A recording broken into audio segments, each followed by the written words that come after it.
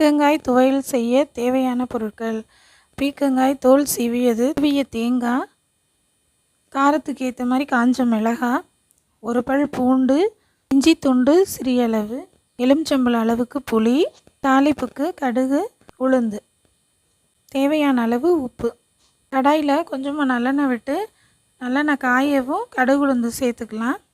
காஞ்ச மிளகாய் சேர்த்துக்கலாம். ஒரு பல் பூண்டு, ஒரு இஞ்சி துண்டு, நறுக்கிய பீர்க்கங்காய் தோல் அதையும் சேர்த்துக்கலாம். தோல் நல்லா வதங்கிருச்சு. அதோட தேங்காய் துருவல் சேர்த்துக்கலாம். புளி எடுத்து வச்சோம்ல அதையும் சேர்த்துக்கலாம். தேவையான அளவு உப்பு சேர்த்துக்கலாம். துவையலுக்கு ரெடி பண்ணிட்டோம்.